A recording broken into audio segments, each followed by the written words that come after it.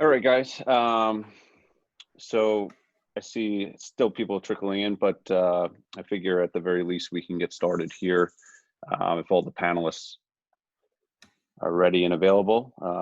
We'll get started in just a moment.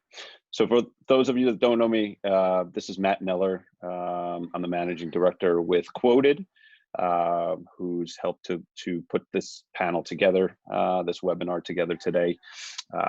And today's moderator is going to be Corey Goldman. Corey Goldman is a reporter for TheStreet.com, but is also the CEO of a communications and marketing firm called Vested, an integrated PR and marketing firm, who is the CEO of our Canada, the Canada division of Vested. So wears both hats, can give some perspective from the reporter side of things, but also from the communication side. So Corey, we appreciate you moderating the panel today. I'll let you kind of take it on from here. Yeah, my pleasure, Matt. And yeah, I think probably my multiple hats is, worthy of another webinar at some point down the road. But for today, thank you all for joining, especially the panelists who are going to be discussing today basically how we communicate in modern times in the current environment with between public relations and of course journalists, and what kinds of pitches you're receiving, and certainly having a bit of dialogue around what companies and what individuals are looking to communicate and how they're working with public relations firms. And then of course on the flip side, what life is like on the other side of the proverbial desk, and how that is impacting and affecting and certainly driving journalists and what they're getting. So I want to just do a quick intro. I'm actually going to let each of our panelists introduce themselves because we all know ourselves best. But I really do want to thank you all in advance for joining today, and I'm really looking forward to having some I'm sure what's going to be an interesting dialogue. So for starters, Chris, can I have you just say a few words about yourself? Sure. Hello, everyone. I'm Chris Roush. I'm the Dean of the School of Communications at Quinnipiac University in Connecticut. I am also the founder of the Talking Biz News website and email newsletter. And I am a former business journalist for Bloomberg, Business Week, newspapers in Florida, and for the Atlanta Constitution.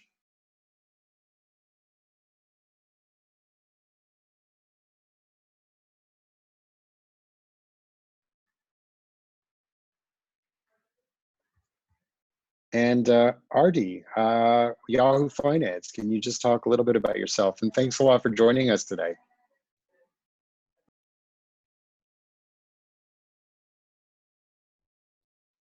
Got it. Sorry. What? Okay, can you hear me now? Sorry. Yeah. Yeah, I'm with Yahoo Finance. I'm a reporter. I cover mostly consumer finance. Before this, I was at CNBC, and I used to work a little on the TV side, but that was in Singapore. So that's a little about me. Great. Yeah, not to worry. I mean, we're all, I think millions and millions of us are getting used to all of this technology and clicking and unclicking stuff. So all good. Brooke, thank you as well for joining us. Maybe you can just give our viewers a little bit of background on you. Sure. So I am no longer in the business news pond, but I spent a lot of time there.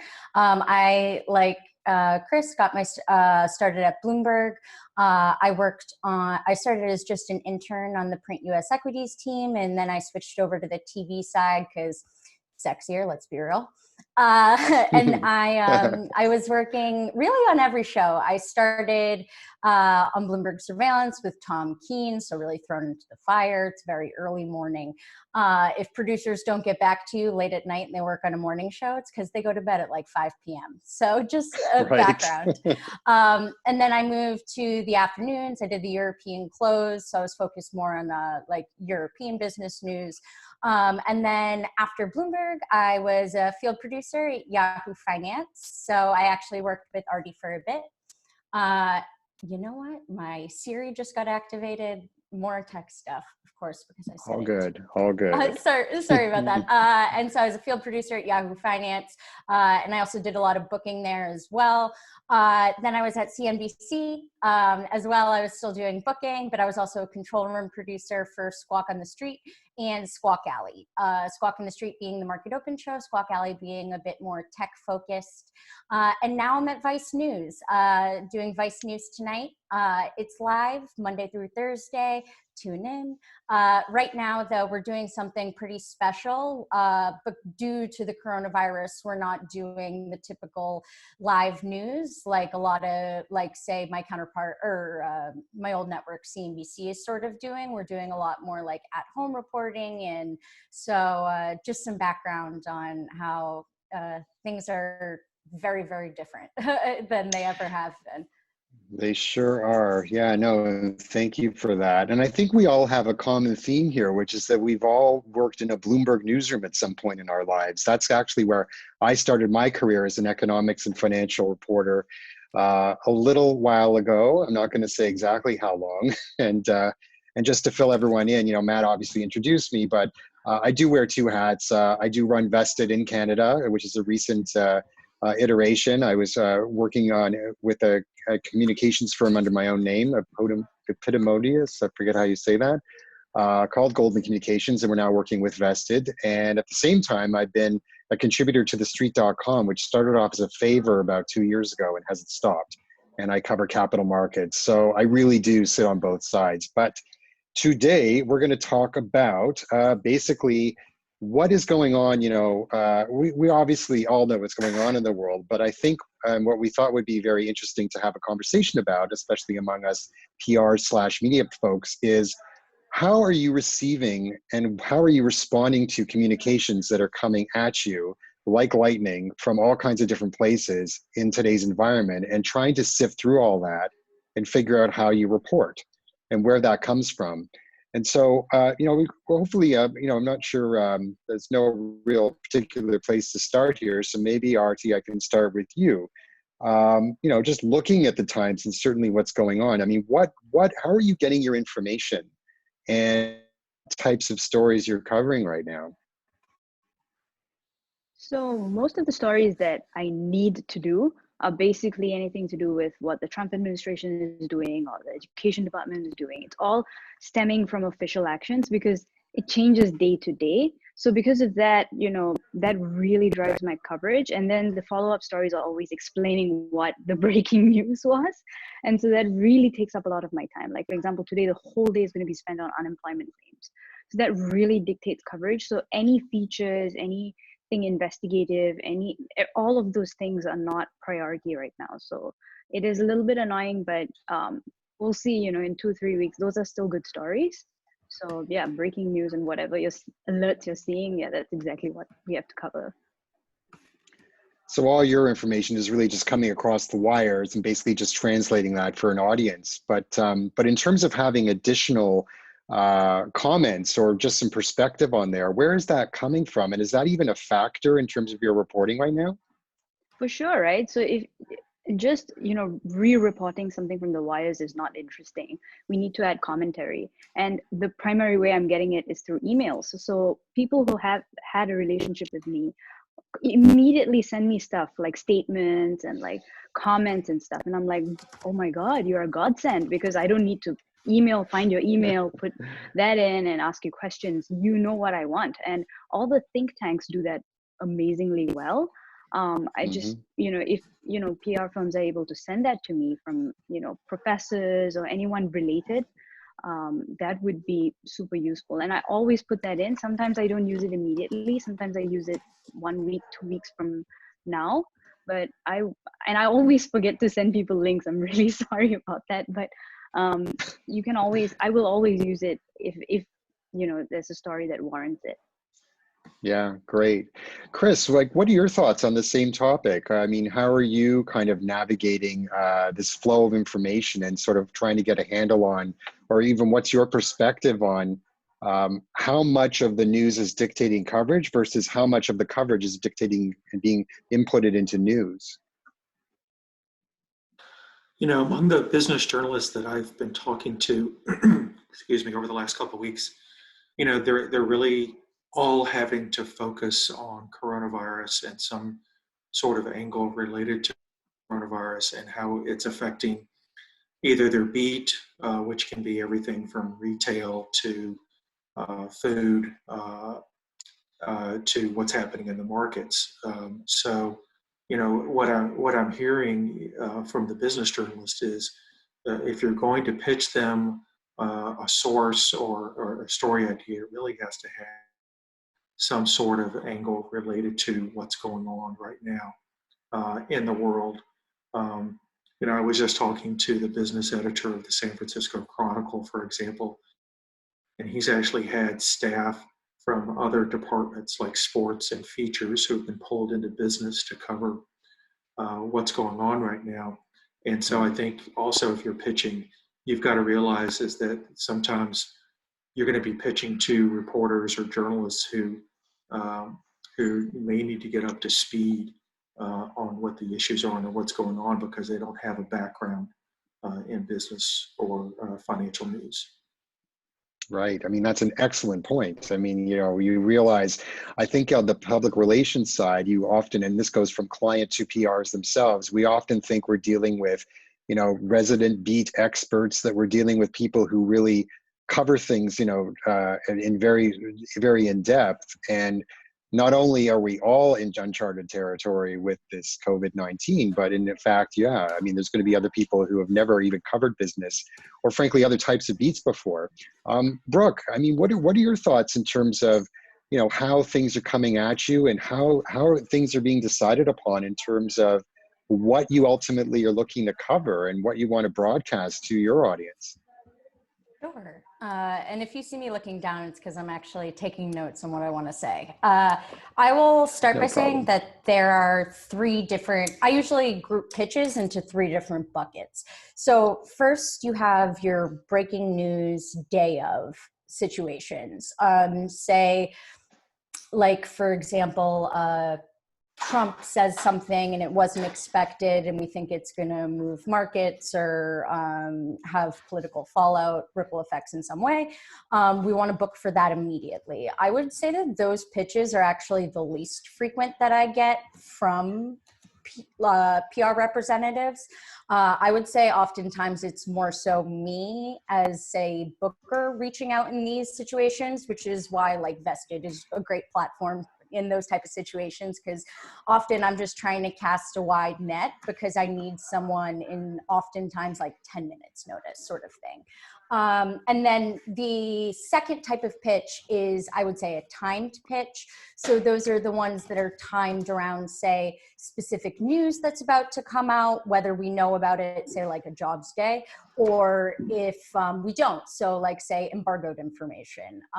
That's something that I group into its own bucket because I know that there's a time frame associated with it. So like, if we don't hit this on this particular time on this particular day and follow these particular steps, then the segment's not happening, sort of thing. And so we also have to evaluate, given our current workload, if it's worth even going through the effort because it is so timed. And then the third, I would say, are the more evergreen stories. At like Bloomberg and CNBC, and I think a lot of times with business news, evergreen stories are harder to get because it's so dictated by the business news is so dictated by the markets, and also the guest. Of course, like we're always trying to get like a high profile guest, and we're always trying to get like whatever's the most top bar type of news story. However, there are opportunities to, like, if there's a really interesting angle on a particular story that's maybe at the forefront of the news and isn't going away, then that would be something that would entice me. Or if, say, and that's something especially with Vice that we're looking for. We're looking to cover the news and what everybody's talking about, but from a perspective that nobody else is hearing. Sure. No, it makes perfect sense. And, you know, and for even on my end, you know, at the street, I mean, I'm basically at the mercy of whatever the news is going on at that particular day, which starts with the markets. If the futures are looking down, then that's what we're looking at. If there's a particular economic number, that's what we're looking at. If a company has earnings, that's what we're looking at. And then it kind of branches out from there. And frankly, by the time you get up to the point where you know, there might be some kind of story that's different or that is not being covered elsewhere, you don't have time. I mean, especially these days. So I totally get it. RT, in terms of what you are hearing from PRs out there, I mean, how much of the information flow that's coming to you, and you mentioned obviously that some of it is where they just kind of, you know, can read your mind and give you what you need, but how much of it is what you would say not 100% useful to either your coverage or to, frankly, what's happening out there in markets? And Oh, you froze a little bit. I think that 90% of the pitches that I get are not useful. It's a very small minority that's useful, and it always goes into this folder called notes that I have not really looked at. But, you know, especially now, it's just very difficult for me to, like, you need, like another panelist said, you need to have coronavirus or COVID-19 so that when I search it and it goes through my notes folder, I can find it. But yeah, like the vast majority of pitches, I just shelve it because I have no time. And at least in the first sentence, tell me who the person is and what they're saying. Don't say, would you like to have the report, and give me like a teaser, you know, that's not going to work for me. Send me the press release. So yeah, so, and somebody sent me like an article that they wrote, and I'm like, I don't know how to use that. So the majority of Right. pitches are not something that I can use, but thanks for sending them, you know, good reading material, I guess. Yeah, which, I mean, I hear you. And I think, you know, from a PR person's perspective, that would sound extremely disappointing, knowing how much time and effort they put into these things. And of course, you know, a lot of it too is how the clients are coming forward with the information that they want to get out there and what they have tasked PRs to try to get out to the media. So Chris, I mean, you know, that's another good question. I mean, how do you feel? How do you balance that? How do you think journalists, editors, producers, you know, and of course on the other side, PRs really balance that effort? And what should, or do you think PR people, maybe should they be either keeping more into consideration or even telling their clients about the different types of things they're pitching right now? You know, I think sometimes it's on the onus of the public relations professionals to tell their clients, hey, this may not be the best time to pitch your product to a business journalist who right now is a little bit overwhelmed, as I already mentioned, with covering the day-to-day of what's going on right now. I mean, we've never seen a time like this before in the history of this country or in the history of business journalism, where we're really just scrambling to keep up. And if you're getting ready to launch a new product that really is not related to coronavirus or the pandemic or something going on that's really newsworthy right now, you know, I think a PR professional really needs to have a heart-to-heart with their client and say, we need to wait 4 to 6 weeks on this. Can I just jump in? So just one additional Sure. point. If the pitch doesn't work for me, I am 99% sending it to someone that covers it. So I get so many healthcare pitches. I don't cover healthcare. I send it to our 2 healthcare reporters. So your pitch is not getting lost. It's just not being read by me. But because I'm sending it to someone else, maybe the TV people will pick it up. Maybe, you know, someone else might do it. So yeah, I just don't want to discourage people from sending Sure. these pitches. All hope is not Yeah. lost. Okay, well, that's Yeah, good I to mean, I hear, would of say course. to the PR people listening in, you know, before you send that pitch, before you click send, look at what Artie is covering, or look at what Brooke is doing on a day-to-day basis, or what the business journalist is writing about on a day-to-day basis, and see, does it fit in with what they're spending their day on. Right. Absolutely. Brooke, what are your thoughts? I mean, how do you feel, you know, just in terms of, I mean, even just do you mind having your inbox completely flooded and then you're just going to fire it around to whoever you think might be find it useful? Or do you get a little, you know, perplexed about some of the things that come your way? Uh, so I personally do appreciate any and all pitches. I know a lot of producers are not that way though. They would prefer, especially if like senior producers and executive producers, if those are your points of contact, of course, that's great because they're higher up, say the production food chain, and have more of a chance, you have more of a chance of getting your guest on air. Sorry, can you hear me? My lav mic. Yep. Yeah. So you have more of a chance of your guest getting on air if you reach out there, but at the same time, those individuals, just one second, my audio.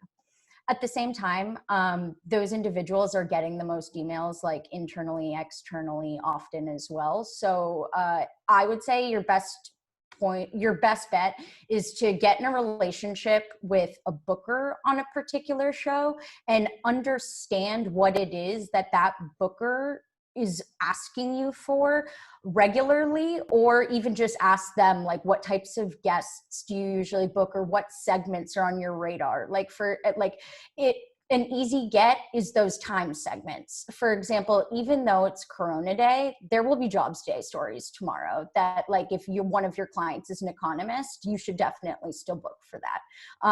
I think ahead to, say, like Black Friday and stuff like that, like those are definitely things that you can book around, and having that relationship with that person, you can frame your pitch in that way, being like, hey, I know this day is coming up and that you guys typically cover this. I have someone that would be perfect for you. So, and then either like send an attachment with like all the info, or like beneath your signature or something. Because the worst is when like I have to read a few paragraphs in to figure out like who your guest is, how much money they manage, what firm they work for, XYZ. Right. Yeah. And it's a good point, because I mean, when some of this stuff is coming in, and actually that's kind of a good segue into my next question, which is, from as a reporter, as an editor, as a producer, we know, and we kind of have this sort of sixth sense at this point in time about what's driving the news cycle. I mean, you can see it, you see it in headlines, it kind of just all floats around us.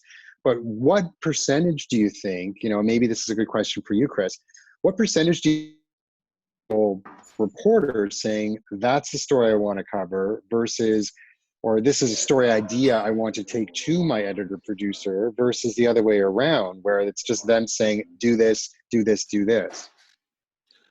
I think Artie's percentage, the 98%, is probably pretty accurate. I think a lot of business journalists are getting pitches that A, don't relate to their beat, or B, are not timely as to what they're focusing on at that moment.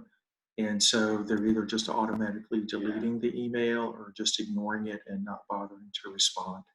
I really think that right now business journalists are just so overwhelmed with what they're having to do that if it's not directly related to what they're focusing on at that moment, they're just going to delete it. So quick follow-up question for you then. So if you were talking to a room full of PRs, what would you tell them about how to approach, their jobs? I mean, the whole point is, they're looking at anything from a company launching a new product to, some specific spokesperson who wants to speak about hypothetically marijuana or some other slightly peripheral topic. How would you, or what would you tell them about how to get into the news flow in a COVID-19 world? It's funny. I'm responding to somebody on the chat right now who wants to know how his pitch got good pickup, and I'm replying to him. It's an app where people can make financial payments remotely, and he's saying that's not related to coronavirus. And I'm replying to him, yes, it is related to coronavirus, because we're all sheltered and we all need now to do things like that remotely.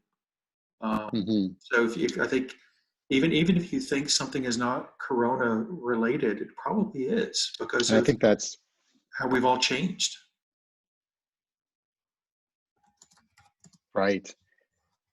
Sorry, I think I was probably on my end that the internet connection was a little unstable, so I apologize for that. But that's an excellent point. And I think perhaps at this point, if I were talking to a room full of PR folks, I would say, hey, it doesn't have to have COVID-19 in the subject line every single time. but if you can at least be thoughtful about how it might approach the world today, I think that's probably a good litmus test. RT, what are your thoughts on that? How do you feel? Like, how would you recommend people, PRs in particular, approach things that maybe are not quite on the immediate news hook? I just want to mention about the marijuana companies. I mean, I'm confused by the pitches. I don't know if there's a link to coronavirus, but you know, for example, Yeah, if you represent a professor, every single professor can speak about an element of the coronavirus. So just try to reframe your thinking, and you know, don't worry if you can't make the connection. It's kind of our job to make the connection. So you know, that's right. also, yeah, like it's our job to think of interesting angles. So if you have a you know, interesting anecdote about that person. So for example, before this coronavirus started, somebody had pitched me about something random, some new startup, not, it's like like super early funding. They had like 2 employees or something. And it just so happened that the guy was at Harvard Business School. And I was like, okay, I'm not going to use this. But then a few weeks later, Harvard kicked out all their students off campus because of the coronavirus, right? Because the infections were rising. And then suddenly I called him and he's like, sure, I can speak with you. I mean, it was off the record, but I was just like, this is so lucky because you had built this relationship with me 2 weeks ago for a completely unrelated pitch. And now it worked out. So, you know, if like those kinds of connections can happen. So don't, like, it's also half of our effort, not just the PR people's effort. Yeah, I know, and I couldn't agree with you more. The only thing I'm thinking in that example is it's very possible that on the PR side, that they did not necessarily accomplish what their objective was with their client, which is, you know, that's a bit of a risk there. But nonetheless, yeah, obviously useful to you as a journalist. And you know, Brooke, I mean, maybe that's another question and something we can all discuss, which is, you know, how cognizant are you of the public relations side of their objectives and their deliverables versus just frankly getting what you need and getting who you need when you need it? Honestly, there's zero consideration. I will say that, like, personally, there's a level of consideration. Like, if I'm working with someone that has given me great guests in the past and I know, like, we have a great working business relationship, first and foremost, I'm most likely to get back to them. Like, even if I don't like a pitch, I'll send them an email saying, hey, this isn't right now, but hit me up maybe in like a month or two when we are more likely to be booking for that or something like that. I also will say that if a producer doesn't get back to you, it doesn't necessarily mean like they hated your pitch or that it's not a good pitch. It's just that, like, they genuinely don't have time to respond to every single pitch that comes into their inbox. I would say twice is about the time that you should reach out. Like, I do appreciate sometimes getting me, hey, just circling back about this, because Right. sometimes I do need it. But don't do it, I would say, more than twice, because then after that, becomes like a nuisance in the mailbox. I will say, just to get to the cannabis point, there are angles there. It's just a matter of framing it right. And like Artie said, I don't expect necessarily the PR person to be framing it. But if you have what you think is a good idea or good spin, send it, because maybe I won't be into your angle, but it will get my wheels turning. Like, for example, on the cannabis issue, like the stocks that are performing well, and actually one of Goldman Sachs, like, #1 picks for stocks right now is like cannabis company and like a video game company. And those seem like so Right. on the peripheral of what matters, but those are essentially right now the corona proof companies, because people are staying indoors, so they're playing more video games. They want to connect with other people from outside their home, so they're doing live stream, which benefits Twitch and Hua. And from the cannabis perspective, like, I don't know if any of you guys have like seen pictures online about like the lines outside dispensaries, especially in like Massachusetts. I saw them in the Netherlands, in Washington, in Colorado. And it's like, these companies Yep. are going to benefit big, and as do the other vice companies, whether it's good or not. Like, I think that there is an angle there. And like, if you as a PR person also see an angle, like, feel free to send it, because I might not have thought about it that way. You at least will get my wheels turning. You know, it's an excellent concept and an excellent reminder, even for myself. I mean, I literally came up with marijuana as like some kind of obscure topic that didn't relate to today's world. And yet we all just talked about how there might be some kind of angle, whether it's immediate or down the road. And so, of course, as a PR person, if that's my objective on behalf of my client to, somehow do that. And the other thing too, and I think this is maybe worth, having a bit of a discussion around the table about, is it doesn't always have to be, and it certainly never quite is, the exact pitch that a PR person sends you that you end up using, never mind the timing of it.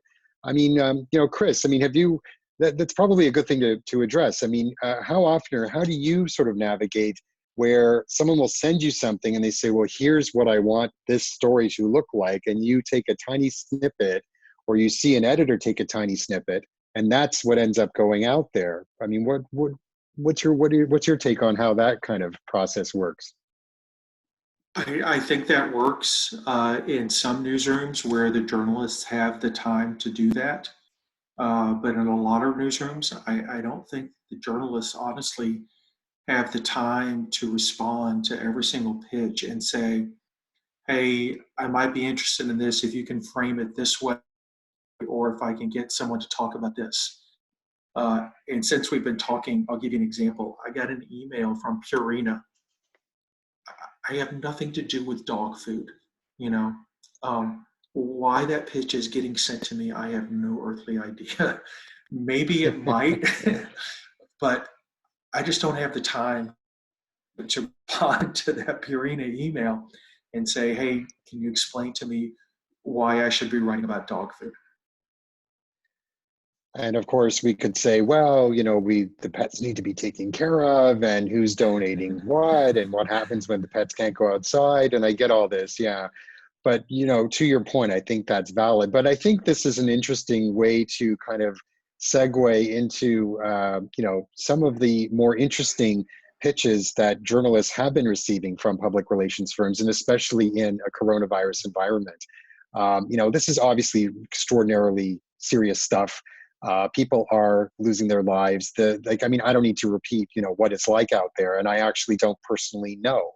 But what I do know is that there are certain types of pitches and certain types of information that, as PRs, people have a job to do to bring forward, but it can hit totally tone deaf. So, Artie, I'm just curious. I mean, do you have an example or two you can share of something where maybe it didn't go into your box for later, or maybe you didn't flip it over and you're just like, what was that? There's two actually from this morning. Wait, hold on, one of it is a German laser company that produces laser machines for engraving, cutting, welding of material. And this is from Germany. Like, what use do I have for a German laser engraving company? And this one was another one about creating an enduring workflow for AR. I'm not going to use that because, number one, I don't understand what it is, and number two, if you look at what I cover, it just doesn't make sense. But sometimes if I think someone asked about how long pitches are. Like, sometimes if you send me like a really long thing, I might be able to use one or two sentences from it. I have a lot of control over what I write because I have a good relationship with my editor, and if he takes something out of context, I always say, no, this doesn't make sense. But I've run into a lot of situations where someone would send me a press release and I would use it for something else, and they would get offended. But then why did you send it to me? It's up to me to craft the story. And sometimes I need to move things around so that it makes sense for someone reading. The way you write might not be intuitive compared to the way we have been trained to write. So, but anyway, yeah, so back to the weird pitches, that the AR one and the German company, like, I can't even respond. I don't want to put it in trash because I think it's funny, but I'm just leaving it there for now. Okay. But I mean, I think Corey, that's the point. Yeah. Sorry, Matt. Yes. Matt here with Qwoted. This has been great. We have a lot of inbound questions from the group, and I know we were going to save the last 15 minutes for a Q&A so we can start fielding questions from the audience. I think we've covered a lot of topics, and the panel's been great. But I think it would be great just to field some of these questions. We've got so many of them, and I want to make sure we have time to at least address some of them while we have the webinar Yeah, totally. live here. So I don't know Good. if you have the chat open. We can start serving them up to you. But on the chat on the right-hand side, you're going to see there've been a flood of questions coming in. So if you want to just select a few that catch your eye and throw them over to the panel, Sure. you do it that way. Let's, yeah, no, thanks, Matt. And yeah, I see there's, it's kind of lighting up over here, which is great. And of course, if you are tuned in and you do have a question, there's a lot going on there, as you can see, but, you know, I'll try to see if we can pick it up and hopefully get to it. Here's one that's sort of related, and it's from Alex Bay, and it's, do journalists dislike follow-ups over phone calls? And do PR folks reaching out via social media turn you off? And that was actually one of my questions I was going to ask you, Brooke, like, how do you get this stuff, and what's your preferred method of delivery? Brooke, do you want to start by hitting that one up? I love this question because I heard from a journalism grad student that they were told in a course not to reach out on social media to like reporters or to sources even. And I disagree with that wholeheartedly. I think that we live in a very digital age, as we're seeing now. And as a producer, sometimes, like, I've booked guests through messaging them on Twitter or messaging them on LinkedIn. I think you have to be cognizant of the person that you're reaching out to. As everyone else has said, the reporters all have, you know, email inboxes that are already flooded. So if you try and hit them up somewhere else, especially if you've already hit them up on email, I think that would be a little weird. But if you just like don't have their email address and you're looking to touch base and start that relationship, I don't think it's inappropriate to reach out via Twitter or LinkedIn, or at least for me, that wouldn't matter to me. As far as the phone call question goes, it's a time sensitive situation, as in like you have a guest that needs to get something on their calendar because maybe they need to take a flight, then yes, follow up on email, because it could just be that I am in the middle of my show right now and haven't looked at any of my emails because I'm worried about what's on air immediately.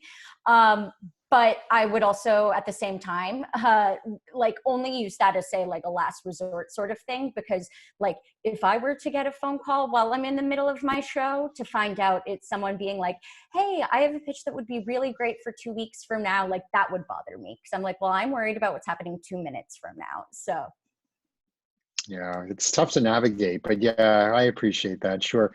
What about you, Chris? I mean, what are your thoughts on how people, you know, can or shouldn't reach out in any capacity? You know, I reach out. Of course, the good old-fashioned phone call, right?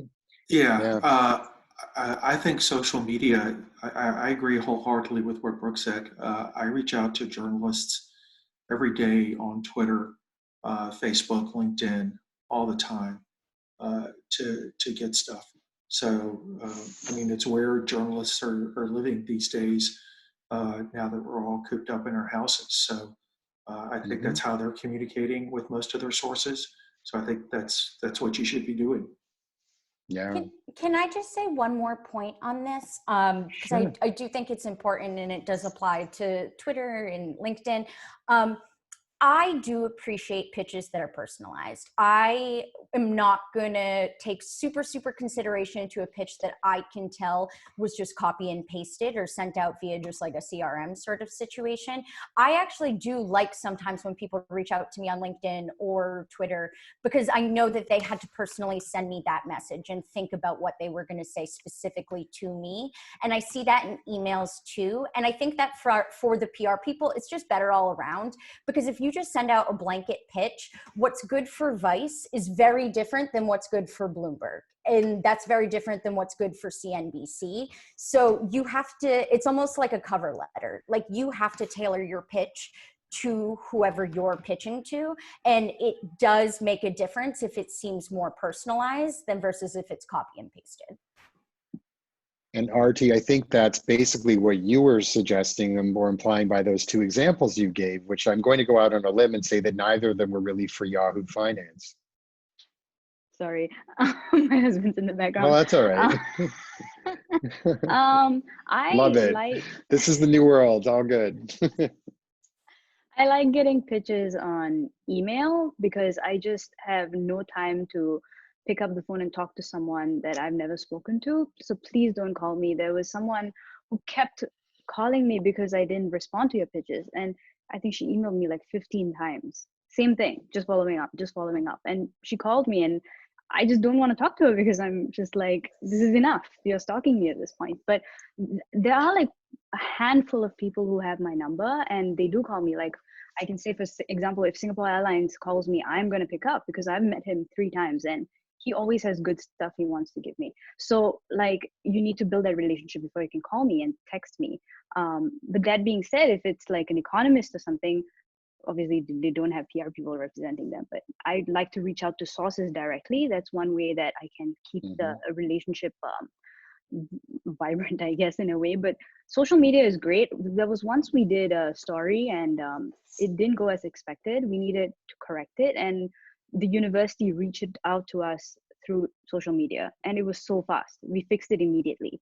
And I think that I wasn't monitoring my emails because I was having lunch or something like that, and it came on my phone.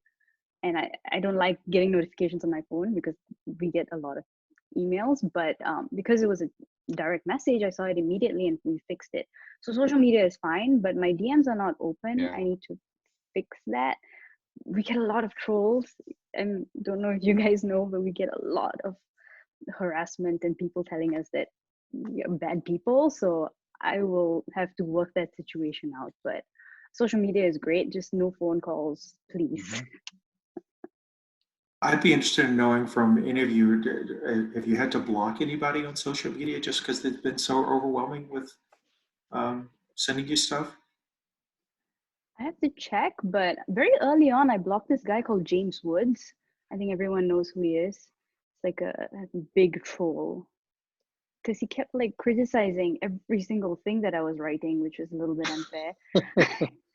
Yeah, he's blocked, but Yeah. I get a lot of like random stuff. Like now I leave my email there because you know, we get a lot of emails from just angry people with like no picture with like 3 tweets or something like that. So Sure. yeah. You know, I think the message here, and I think, you know, and it's probably the bigger picture message for PR folks is get to know your journalists, get to know your editors, get to know your producers, get to know what works best for these individuals. And of course, that's really, really difficult in hyperspeed time on both sides, but it really does make a difference because, you know, and the way RT is going to accept or respond to a particular pitch or some outreach is going to be different from the way Brooke responds, from Chris, and obviously from me. And so I think that seems to be the one consistent message, if I'm not mistaken. Now there's another question. I just want to, just looking at the time, I want to see if we can get to some more questions here. And this one's great. Gwen McGuire is asked us over here about basically pitching companies about, or at least that are doing good and contributing in the current environment. And I think there's been a bit of a flood of that, and that's a good thing. But, you know, in terms of us in the journalism side, you know, trying to deciphering and sifting through all that stuff. I mean, what are each of your thoughts? You know, maybe Chris, I'll start with you. You know, to me, I realize and understand that that's a good story for your client, but I just don't see a lot of those stories getting written right now, just because, you know, a lot of journalists are focusing on just what the breaking news is.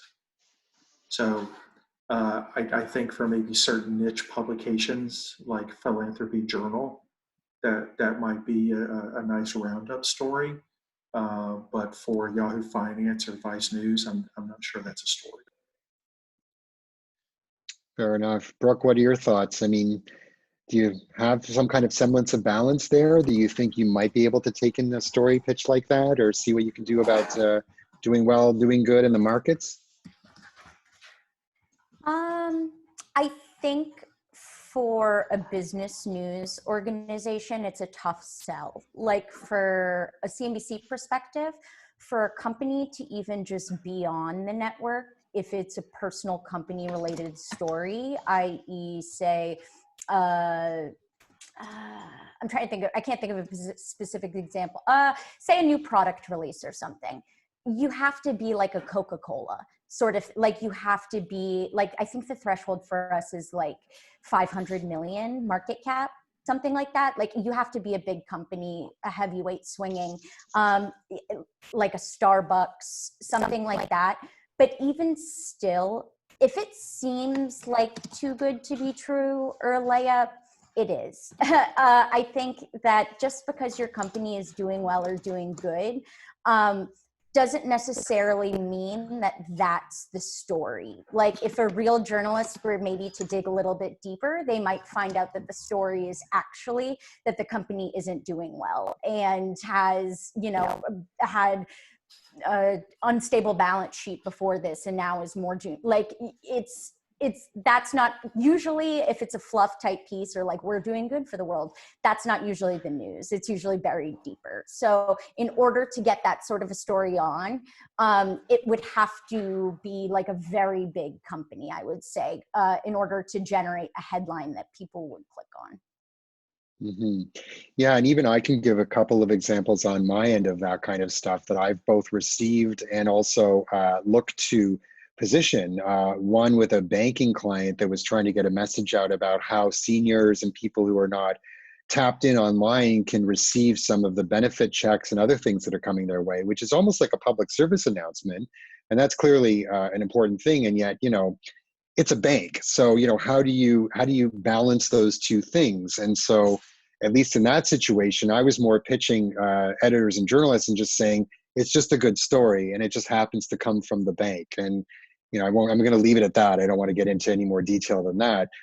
The other one was someone who's involved in ESG, you know, and so they come up with ways to measure how companies are handling the COVID-19 crisis. And then it's sort of supposed to give an indication about how they might come out.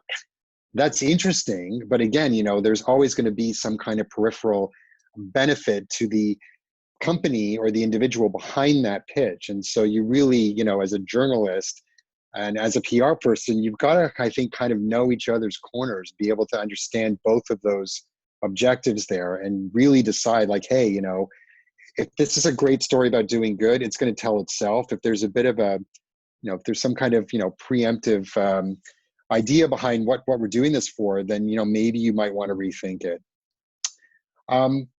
Anyway, sorry, I didn't mean to wax on there, but, you know, I think there's another question I thought that was quite good. And this is a little bit more for broadcast, so I'm going to stick with you for a second, Brooke. The question is from Deanna Humes. I'm sorry, it's a hyphenated name and I don't see the end of it, apologize. But she's more interested in broadcast in particular, if you're more interested in featuring expert voices or learning about compelling stories that can be told visually, because that's very specific to broadcast and it's an interesting question. So. Yes, and yours. it's something, yeah, of course. And it's something I know well because of the different types of places that I've been I would say in business news, especially if you're talking to a like big cable network like an CNBC or even say like an MSNBC, oftentimes they're looking for the most high profile guest that's the expert on that topic. So like if you like, I'm sure that like their shooting star best type of booking, if you were looking for like a disease expert, like people are on the phone trying to get Fauci. You like, it's just like, you just go top it, you know, because that's what makes people turn on their volume, look at the screen, a face that they recognize. Now for Vice, totally different. Vice, like I've pitched CEOs of companies and they've said, no, like we care more about this guy in Kansas who is dealing with recovery while in social distancing. And I don't think there's a right way or a wrong way, actually. I think it's just about knowing the audience of that network. So if you do have, say, a CEO or someone who is super well respected in whatever space that they're in, then pitch to more of like the ABCs, NBCs, big broadcast sort of. And if you're someone that's more on the peripheral, like those heart stories, I think that it's good for, say, a Vice, some Yahoo Finance segments, like say a Woman in Money sort of situation, that's more of heartfelt versus being hard news, but that's something Yahoo Finance would be interested in, sort of thing. And then as well, like any sort of like daytime show, like the Today shows and the Good Morning Americas and stuff, I know that they look for more heart-based stories versus necessarily the biggest fish to, you know, Sure. grab. Yeah. And Artie, I mean, that's a great point also, you know, just looking at your neck of the woods. I mean, there is obviously, it's a world, it's not just broadcast in print or online anymore. It's all a hybrid. And so, you know, what would your response be to that? I mean, do you take, Artie, like some of this stuff, you know, and either pass it around, or do you look at including different visuals or other types of information in your stories? Like positive stories, if it doesn't work for me, I pass it on, obviously, like I mentioned, to TV. But we also have a, oh, are you frozen? Sorry. If we doesn't work I'm for still here. TV, we will put it on VOD, which is also something that we have, or we put it as a social video. There are so many different platforms to tell the same story. It's great if you can do one story and it goes on multiple platforms. Like I go on a show and talk about it, but yeah, I mean, they have different priorities, right? So the video people are now looking for positive stories because they want to cheer everyone up. But I'm looking for stories about consumer delinquencies and defaults and bankruptcies. So just, you know, understand who the reporter is, but also send it to me. And I can always forward it to other people. And since Yahoo is just, it's a big platform, so we cover a lot of things. We also syndicate a lot of comment. Oh my goodness, Alexa, stop. So we syndicate a lot of things from different platforms. So don't worry about Right. limiting yourself. If it has a finance angle, great. If it doesn't, that's fine. I've been doing so many stories about public health issues, about, like, you know, not having enough tests, Bill Gates saying that we don't have enough tests and stuff like that. So yeah, don't limit yourself. With bigger publications, it's like, I guess with you, we can also refer it to yahoo.com. So that's also something we can do. Yahoo Lifestyle, Yahoo News. So our ecosystem is bigger. Right. And so I think that's something you can also keep in mind when you're speaking to me. I can be your point of contact. Sure. And I think that's the other key message here, which is, you know, and again, it goes back to just get to know the producers, the editors, the journalists that you're working with and what they are looking for. And of course, who they're working for, because even at thestreet.com, we have video, we have a lot of different, I do video. We have other people that are on set, or at least now in their homes on set. And there's all kinds of different things that could be either shared or included in the coverage that makes it multimedia. So I think that's a good point. Chris, I mean, we're running out of time. I realize we've got 3 minutes left, but I'm just curious, like, what do you think right now in terms of how a pitch is presented content-wise? What do you think is the way to really get it out? It's like, we're just talking like a simple, good old-fashioned email pitch, or a piece of content, or something that somebody actually writes as an op-ed, or, you know, what are your thoughts? I mean, what do you think can fly these days? You know, I've been responding to a lot of questions on the chat about this, and I really think somebody asked, you know, we really need some good news stories now, because people are being overwhelmed with COVID news. And I totally agree, but as long as the death rate continues to go up, I think you're going to have to continue to be pitching things related to the coronavirus and to COVID. Somebody posted an idea, and I really like it, and that is, can you pitch what's going to happen in the post-COVID world? And I think that's a really good idea as well. And Brooke, what are your thoughts? I mean, Yeah, I you posted know, in the chat, so I probably shouldn't have because I don't want to speak for everybody. But we've okay. been given directive that it is actually too early to be doing. But that's just, it's totally news dependent. So that goes back to what everybody's been saying. It totally depends on the reporter, the organization. I saw a question earlier as far as giving priority to stories in your area versus abroad. Again, totally dependent on the organization. If you're talking to a Bloomberg or to a Vice, we want global stories because that's our audience, and that's like sort of the niches that these organizations have. CNBC, MSNBC, those are very focused on US stories, especially like Squawk on the Street and Squawk Alley, the shows that I used to work for, or work on rather. Those shows are, it's the US market open, it's talking about tech in San Francisco. So they know their audience. So they aren't going to have a 2-minute conversation about the pound or the lira or emerging markets or something like that. So it's definitely knowing who you're pitching to. For sure. Great, guys. Well, I'm Yeah, conscious of and the I mean, time. you know, We're and the running. other question here, and I'm sorry, Matt. Yeah, that's okay. We're up against 1 o'clock, so I just want to make sure that I had the opportunity to thank all of you for joining us on the webinar. Very insightful. Obviously, the questions are still pouring in. I just want to tell everybody who joined that we will offer a recording of the webinar. So give us the next week or two to get all this content put together. But we'll share the webinar, the recording of the webinar, and we'll also compile some content related to the questions that weren't answered. So we will try and include that in a bit of follow-up. But I just want to take the opportunity to thank you all for joining. I know it's crazy. You guys are crazy swamped. So we really appreciate you taking out the time to offer your insights here. Yeah, no, I couldn't agree more. And thanks, Matt. And thank you, Brooke. And thank you, Artie. And thank you, Chris. And Artie, if you can ask Alexa when all of this will be over, I think that would be really, really helpful if she has an answer for us. I have been waiting for this package for 3 weeks. Okay, so I think I know what it is. I'm super excited to go down. Perfect. All right. And of course, for anybody who's watching or even rewatching this, reach out, make a connection with a journalist, find out what they're really looking at, find out what their organization is really looking for. And you'll be surprised, I think, by the response you'll get. So thank you very much, everybody. Thank you again, Chris, Brooke, and Artie. And thank you, Matt, for hosting this and for making this happen. Absolutely. Thanks, guys. Enjoy the rest of your week. Everybody stay safe. Yeah, stay safe. Hi, everybody. Bye-bye. Bye.